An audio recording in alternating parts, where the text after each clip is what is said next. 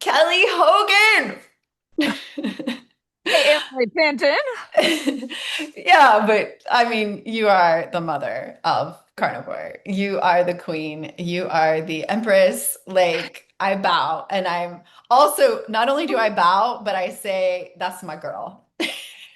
Thank you. That is the kindest intro of all time, and I'm blushing. I just have on a little too much makeup to tell. Hey, how are you? I'm so good. So thank you so much for joining me today. Just to have a little bit more of an inside shot for the community to get to know a little bit more about you because we went to Meatstock Yeah. and I got to meet you for the first time. And it wasn't, it almost didn't feel like I was meeting you for the first time. It just was almost like remembering, like, that's my girl. Yes, I do find that to be the case, particularly if somebody has interacted like this.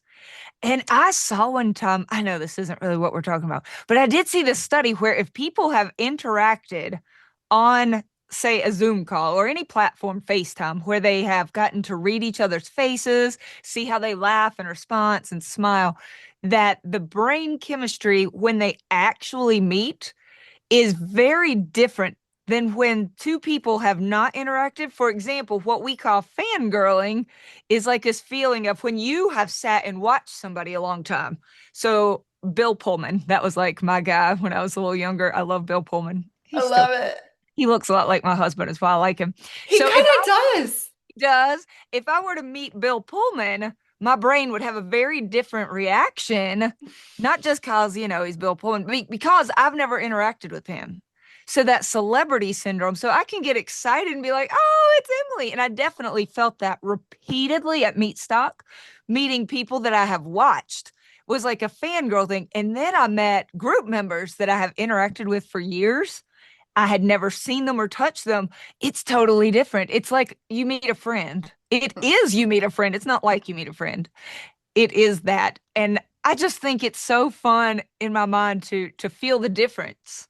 Because then you get to touch somebody that you already know how they act and react. Isn't that cool? Oh, it's amazing. And for you and I, it was like we didn't have to go through the surface conversation of like No. talking about the weather or whatever. Like we jumped into the deep. Oh, Our that first meeting, we didn't have time because, okay, so Meatstock this time was, we were both kind of whirlwind and there were so many people to talk to. It was big, baby. And we didn't get the same quiet time. But that first time we met, we like stood and just connected, just jived. It was really nice. It Yeah. was. And what I loved is that we did that even in like 5, 10 minutes Oh, yeah. because we had already built that rapport Yes. of you watching my videos, me watching Yes. your videos, us having Yes. our interviews together, you Yes. know?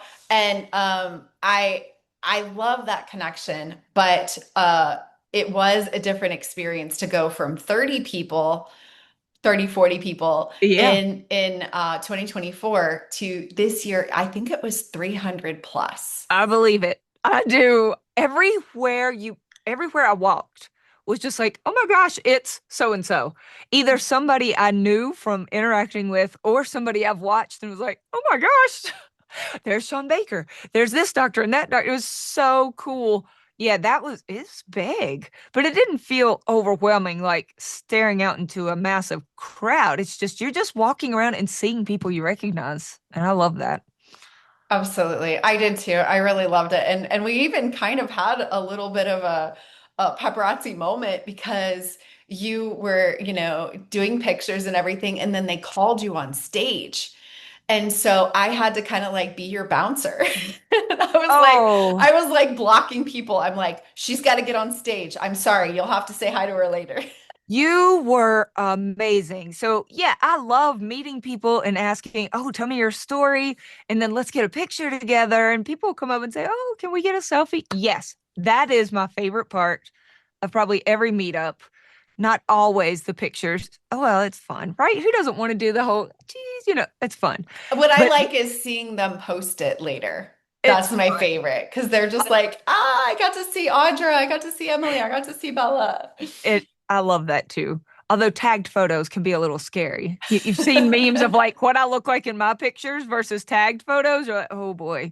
Yeah. But so it's always fun to see for the next few days. What do I really look like? They uh, didn't get the right angle. yeah, that's right. That was not my good side. Oh, yes. I know what you're saying. Yeah. So you heard them say, we need Kelly on stage like now.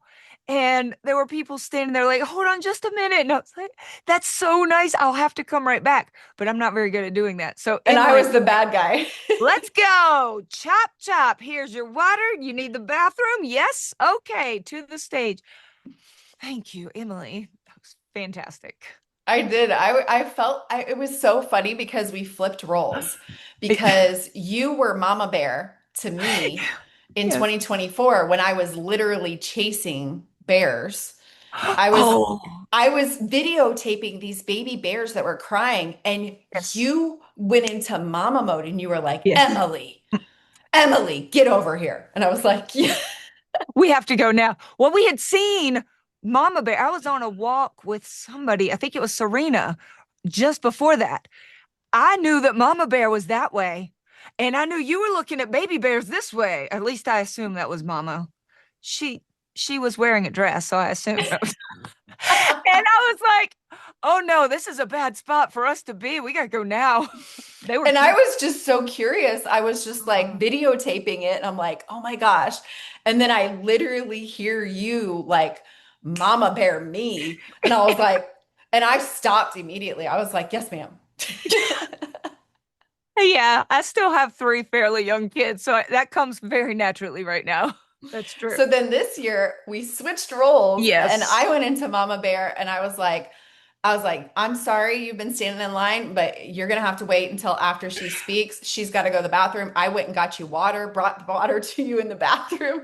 Yes, you did. You were boss babe, and I was very grateful. Thank you. It was worth it. It was so fun.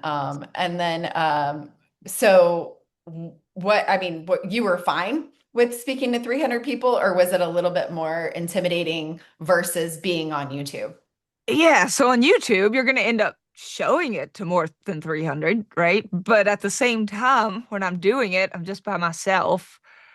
I think what was more intimidating was like there's this long table with microphones and these push buttons, and everyone is in chairs. I was like, well, this is way more formal than I thought.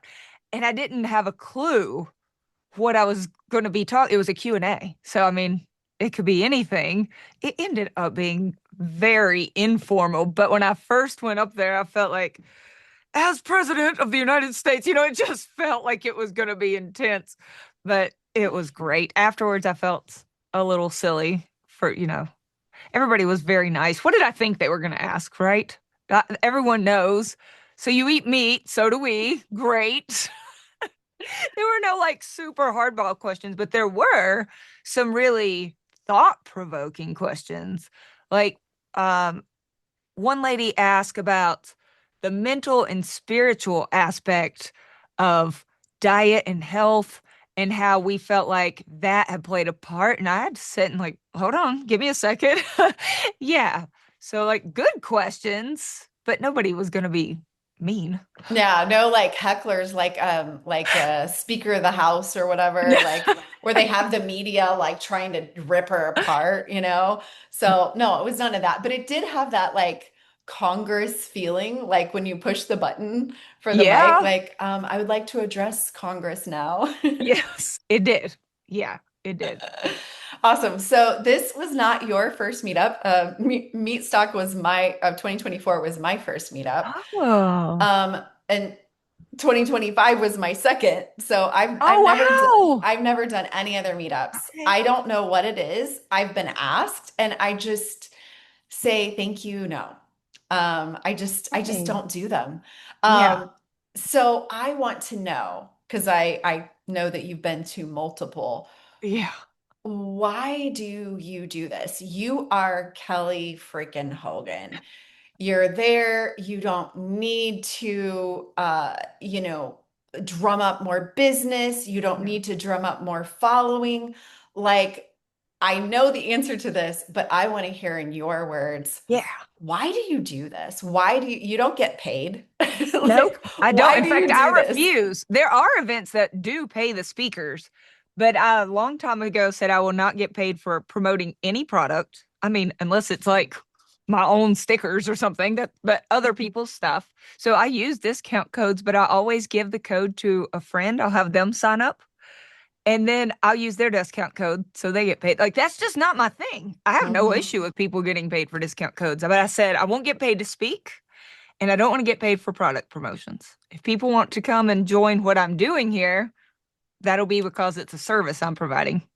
That's it for me. And I don't even know why. My husband is like, those are ridiculous rules. I know, but they're my rules. He's But like, I'm gonna okay, die on this hill. that's what I'm doing. That's what's happening here. He's like, okay, stick with your rules then. Why do I go? I started going to meetups in 2009. So almost as soon as I realized how awesome this way of eating was, I had found an online carnivore community and Dr. Lisa Wiedemann, who is still the meetup queen. I mean, she's hosted and attended more meetups than I think any other human. She just did one just this She's weekend. almost never not at one. Like she runs cruises. She hosts at her condo. She will bring people in, and the one next door to her, she has like two back-to-back condos. She travels around the country. Yes, she does a lot of meetups. Well, she was doing them back in 2009. I think it was the first one she had ever hosted. I had only started carnivore the few months prior and we were going to be going there wasn't even a meetup planned, but my husband and I would go to New Jersey most every Christmas to New Year's because his family is from there. So I mentioned on our carnivore group, I'm going to be away for a little bit around December, but I'm going to still try to keep in touch, which was harder to do back then because we weren't all, I didn't have one of these. I had my big box computer that I would go sit and type my carnivore friends, so I was just telling them what was coming up. And Lisa, Dr. Lisa said, I'm in New Jersey. Come, you should, where are you going? It was 15 minutes away.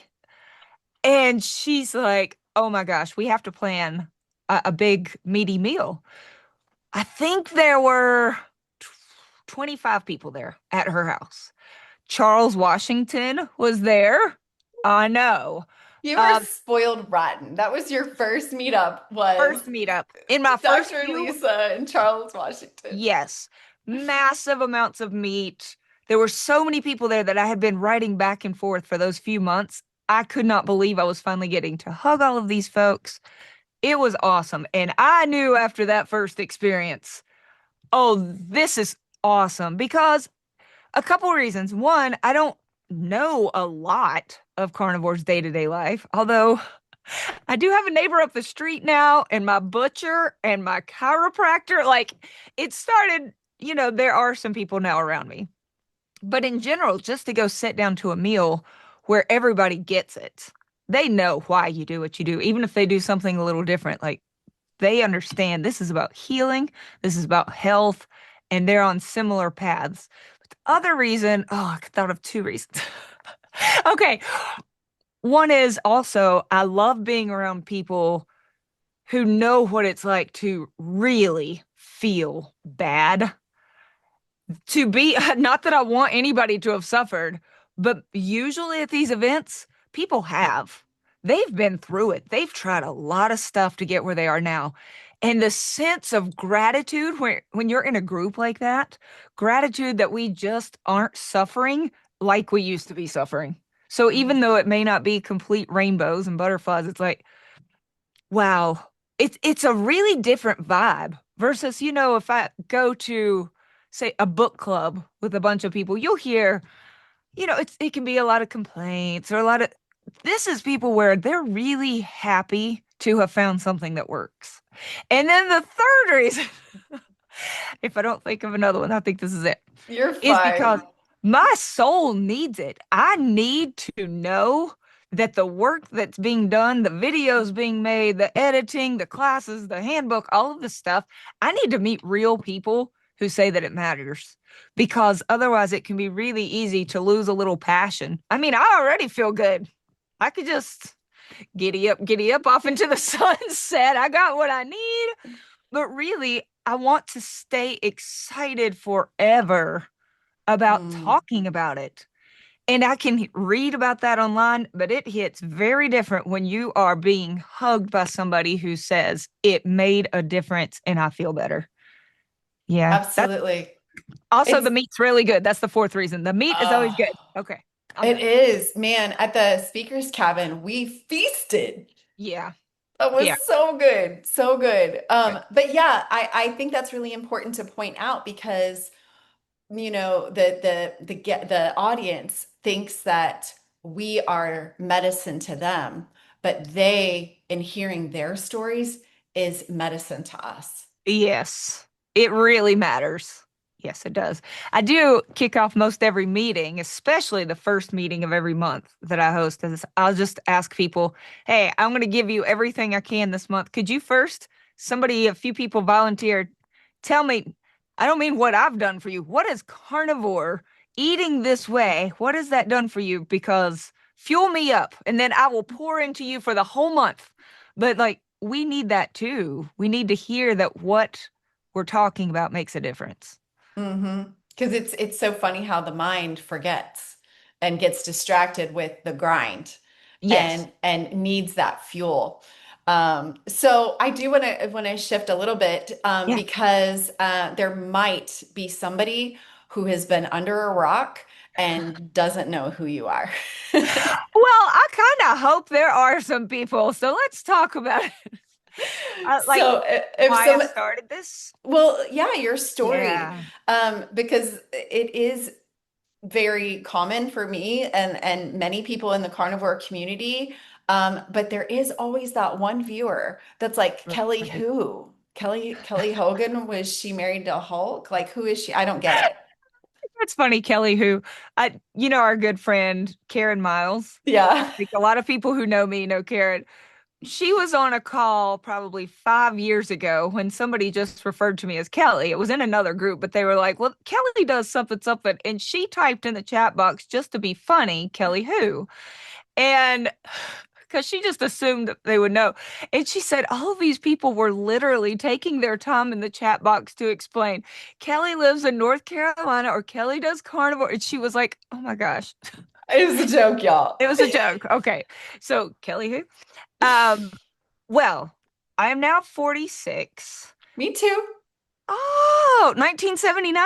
Yeah, Okay. February 10th, 1979. January 25th. My gosh, we are close, baby. All right. That's why we're besties. That must be it. So, in my 20s, though, I was not feeling so good, Emily. In fact, it had been a really quick decline from the time I went off to college.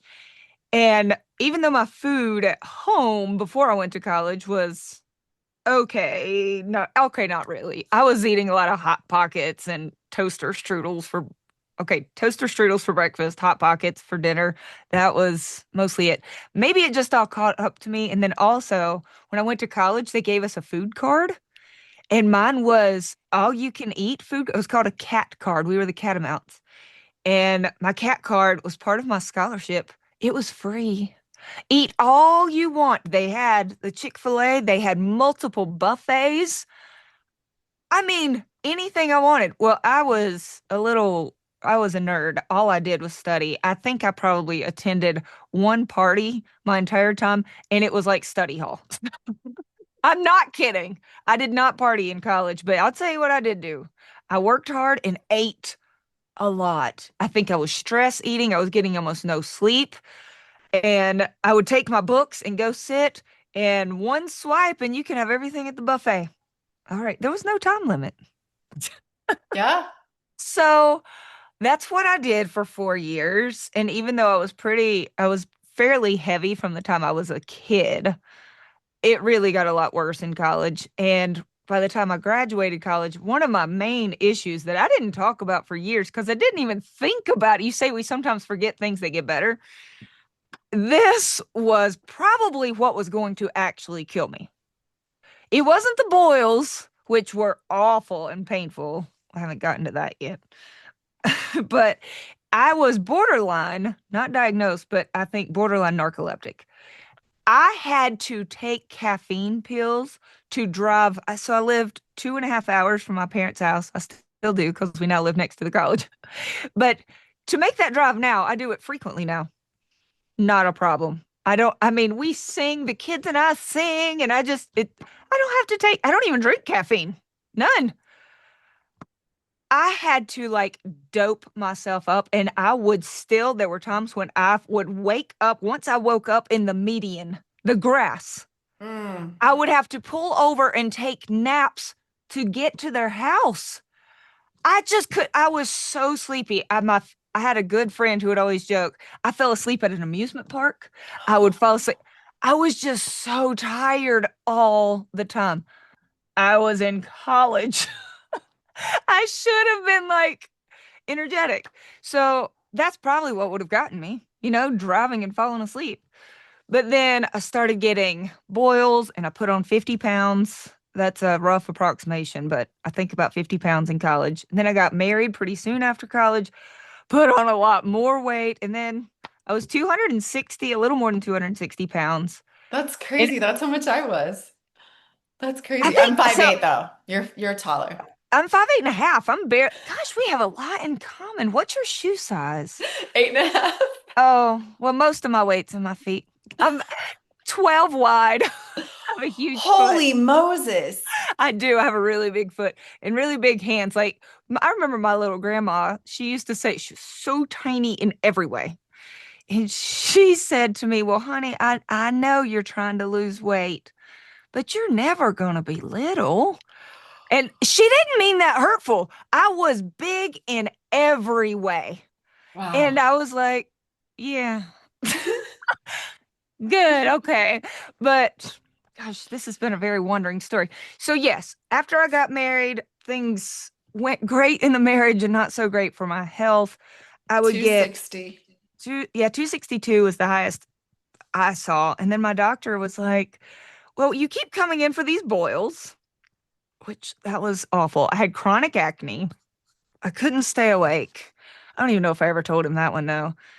I kept catching just viruses. I would get strep throat.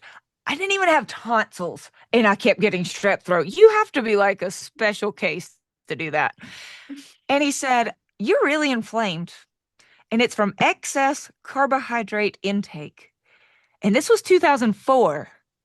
And I was 25 years old. Yeah, 25. And I was like, I don't really know what that means. He's like, well, I'm going to show you this little piece of paper. He had a pamphlet and he pulls it out. And on this side, he said, these are the foods I do not want you to touch for 1 year. And it was cereal, which was a primary staple of my diet. It was fat free. And I thought I was really trying hard with skim milk always, cause duh, right?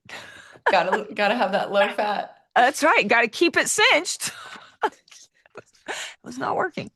Of course, bread, sweets, all carbs were on here. Fruits and most vegetables were on there.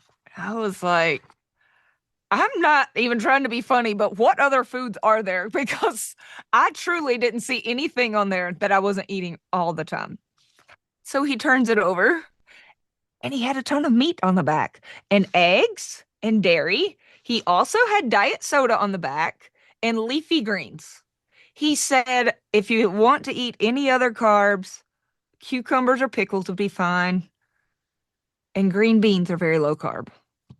And I was like, well, I mean, I kind of like pickles. Forget the leafy greens. And I don't really like green beans that much. But I like meats. So I was like, oh, maybe I like eggs. He even had omelets on there. I like omelets.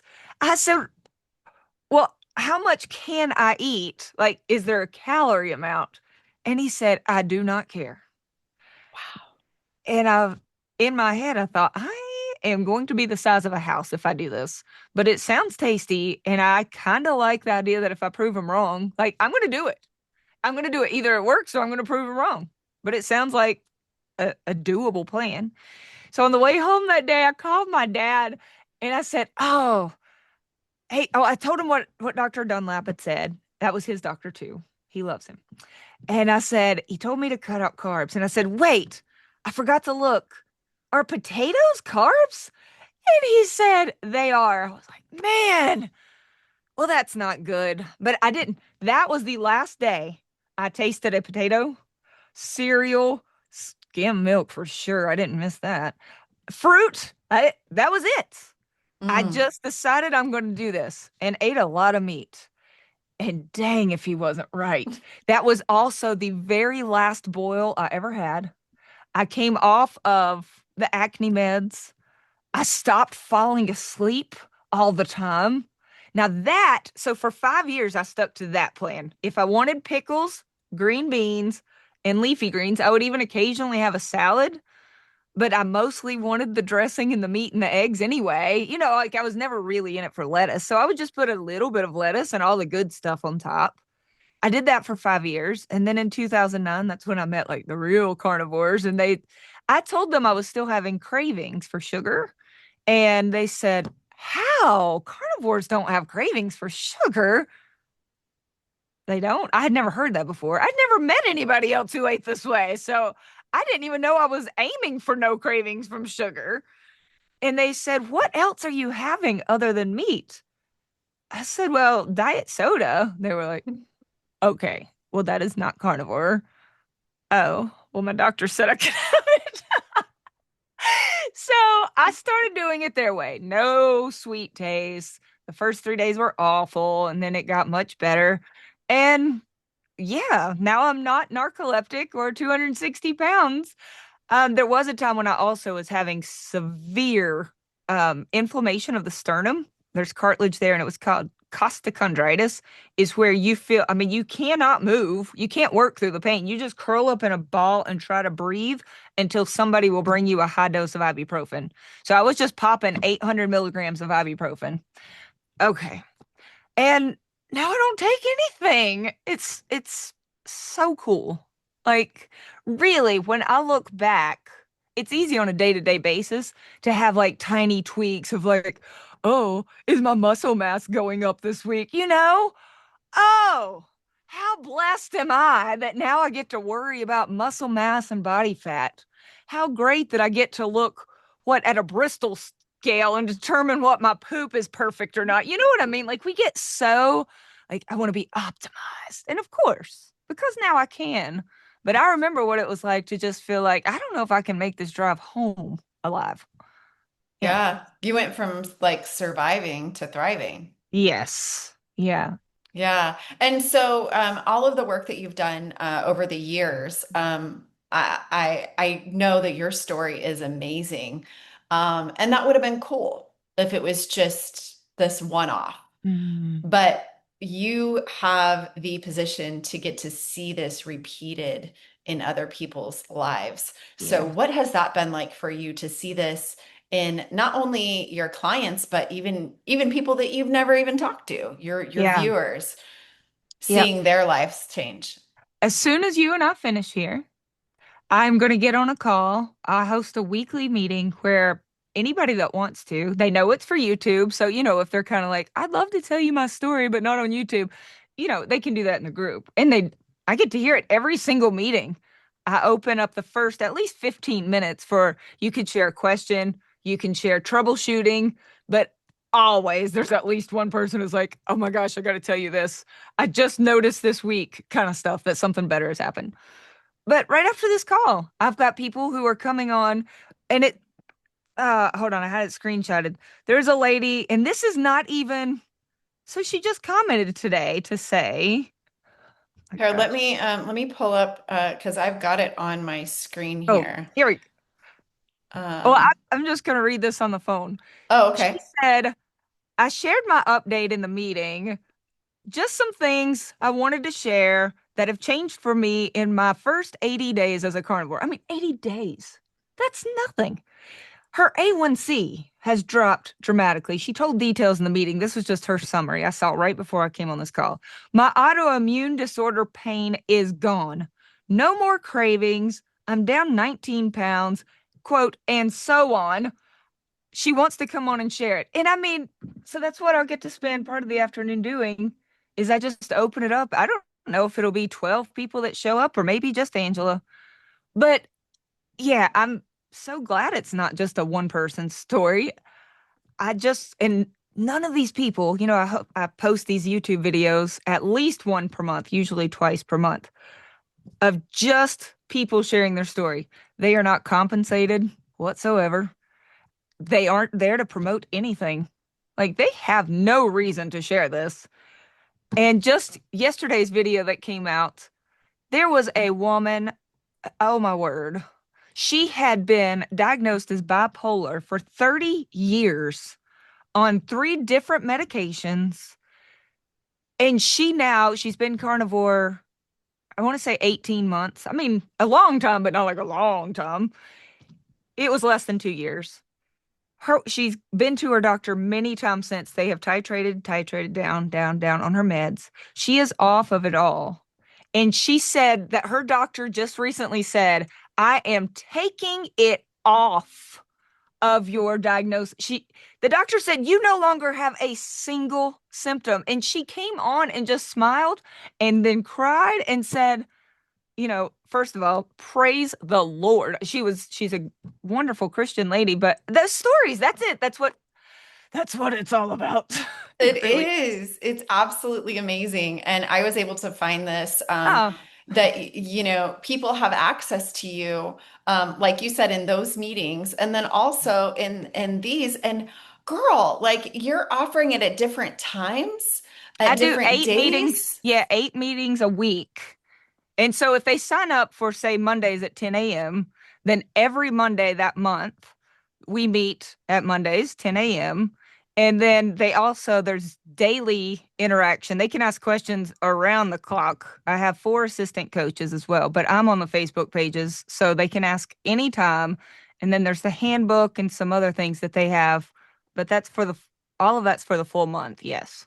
I love it. I love it because it's not just like, we said at the beginning where Kelly's arrived and she's just going to sit there like a big fat tick, just soaking up all the joy of health. Mm. No, like you get to actually come and like help other people. Thank you. And I really do try to make it very accessible, like affordable, accessible as well. So, yeah, Well, thank and you, and Emily. talk about accessible. I mean, if we just go to YouTube, it's free. It's Yes. free. Yeah. Like And I put one clickable, like skippable. That's it. One skippable ad per video. That's it. Because YouTube used to allow you to determine how many ads. Now it's either none. You do have that option. I could choose it, but I put one skippable. I figured, come on, my time is worth that. Give me 5 full seconds. But if you allow them to put more than that on a 30-minute video, there will be 9 ad breaks. That's very yep. common. I'm like, I can't do it. I'm not sitting through that. That's crazy. So yeah, No. I try to be nice with the ads. Well, and for me personally, coming from ADHD and mental illness, I didn't have the capacity to listen to ads, so I didn't want that in mind. So I demonetized my account. Oh, you Worst are decision, good. no, worst decision No? I made. Oh. They stopped sharing it. And Oh. I went to a professional, YouTube, whatever, and he goes, Uh-huh. "Why is this not monetized?" And I was like, "Because I don't like ads." And he goes, "Emily, they're not going to send your content out." Oh, I didn't So know that. it's a vicious cycle. You have Okay. to play their game. Yeah. You have to monetize it, and then, like you said, put that one ad, Yep. and then you can get it out to the people that need to hear it. Okay, well, I'm gonna stop feeling guilty for my one skippable ad, Emily Penton. Thank you so much. Yeah. You have to, yeah. So, I mean, I Okay. just countless conversations here, and y'all, it's free. Thank you. It is. Thanks. Free. And then Instagram, of course. Oh my gosh, so cool that we got to see Benazati. Yes. That was Oh, I awesome. did fangirl over him because we had not interacted online. And it's like meeting a celebrity when you've watched somebody so much. Yeah. Very cool. Absolutely. And then here's the before and after, the 262 Yeah. to the now. Absolutely. And definitely would never say that you look like you're 46. Well, Um, same to you, sister. Thank you. absolutely. And then even if people want to go find you on, oh, it clicked off. Just put in Kelly Hogan and she'll pop up. I Uh, will, but this page is really just like family photos. I don't have, oh, this might be worth saying. I don't have a public Facebook page, especially not one called My Zero Carb Life. I wish I had gotten that page because someone else did. And every ah, single thing that I post on Instagram, they post on that page. But then they also add non-carnivore recipes, which drives me crazy because people will be like, wow, I didn't know we could have macadamia nuts. I'm like, oh my gosh, that's like, not my page. That was never no. my page. Yeah. But this is your page. Yes, And that's my so page. if people do want to, and that's one of my favorite things is whenever I do see pictures of meetups and then people are wearing your shirt. That's so cool. Thank you. That makes me very happy too. I love, love, love it. So, I have another like total off the cuff, just Okay. random weirdo Emily question. Okay. So I know that you were a music teacher. And so I want to know how has music, how has that influenced your life and your health All right. in this journey? My first instinct is like, I don't know. I mean, I like music. I listen to music while I walk and lift weights, so there's that. But it's actually the job I had that really influenced things. So I taught in the same classroom music for 20 and a half years. I left at Christmas. And the room itself had zero windows, which was sad. But during that time, while I had that job, was when I started. That's when I had that appointment with Dr. Dunlap. Started almost carnivore for those 5 years, and then carnivore.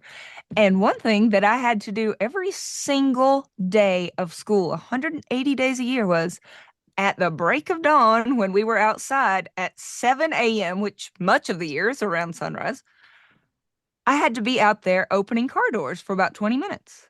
Circadian work, baby. I didn't even know. Every single morning, we would watch the sunrise, or at least when we got out there, it was just barely up. So I did have that. There's something else I thought of for that. Oh, cold therapy. It's freezing cold a lot of the times out there, or sauna therapy when it was getting around the end of the school year. That job, oh, I know one more.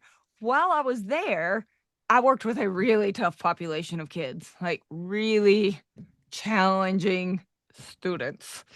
And obviously, there were some really easy students in that mix too. If any of you are my former students watching, you were one of the good ones. Maybe. Maybe.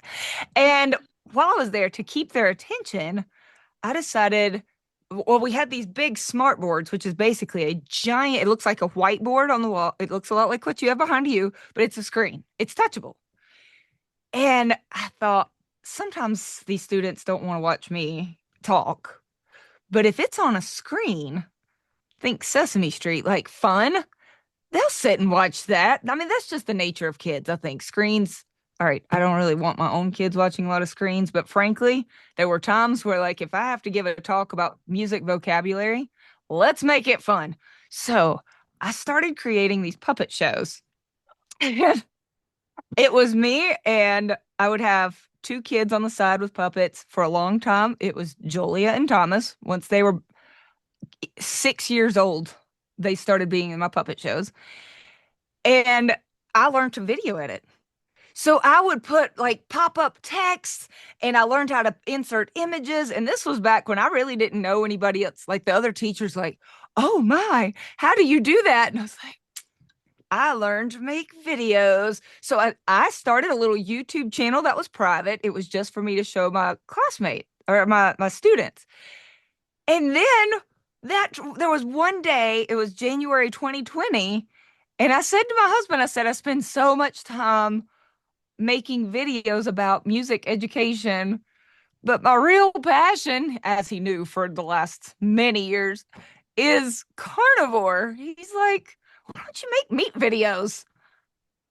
Yeah. So I already, from my other job, knew how to teach, knew how to make videos, was working on circadian work. And I was like, okay, we can do this. So yeah, I guess music did end up being kind of important.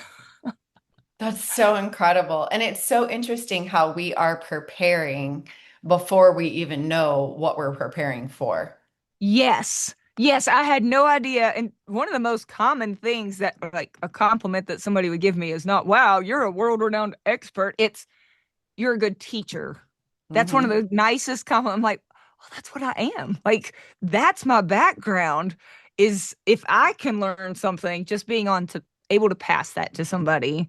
So yeah, that whole time I was being prepared for something I had no idea. And I don't know, I thought that was really cool, God. That was awesome. Absolutely. And the energy that you bring, the energy that you bring. Sometimes people with ADHD or mental illness, they need someone who's going to come on and literally put on a play. And so the energy that you bring to all of your videos is so great to keep people's attention. Because if you were like, Yeah. so the molecules Yeah. are going to attach to this side of the molecule, Yes. and then you need to look at your ratios and you would have lost me in 60 seconds. Yeah. Yeah, this is some elementary school energy right here. That's right. That's a lot of time in front of fifth graders. For real, for real. Yeah. Well, I have one more thing that I wanted Okay. to just tell you, and it's a personal shout out. Because of the net that you cast, it's so huge. It's so big, and I love you, but it's bigger than you. It's Mm, obvious that it's this divine appointment. thank you. Yeah. But you cast this net and you caught one of my best friends. And Oh, yes, and I was just talking to him. We met through Michaela Peterson's Lion Diet Club.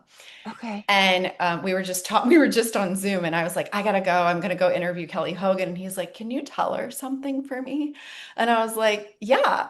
And he said, she was the one. She was the first video. Oh, She was the first one. And then that took him all the way down the rabbit hole, and he went into carnivore, totally changed his life. He had one of those I forgot what they call it, but they basically don't have a diagnosis for what's wrong with them. So they just say it's um, like, yeah, you're screwed up. Like yeah. he was so sick, and he was like in his 20s. Oh, And so he said, just tell her I said thanks for oh, videos. that's amazing. Thank you for that, Emily. Yes, that's really cool. I Yeah, appreciate that. absolutely. And I'm sure we would have been best friends, but we met in, the Lion Diet Club. And so we're, of course, easily best friends Yeah. because of this diet. And, you totally saved his health by putting him on this Awesome. trajectory. That's that's really great. Well, I'll go sleep here with a bigger smile. Thank you. Good. Yeah, his name is Brian Orr. So if you ever meet Brian Hey, Orr, you I will hope I know. do. Yeah, I hope I do. If he's a friend of yours, I'm sure he's awesome.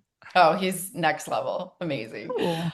So that being said, I am going to put in the chat for everybody to come and give us a hug at Yes. Meatstock 2026. You guys just buy your tickets, and there's some different options.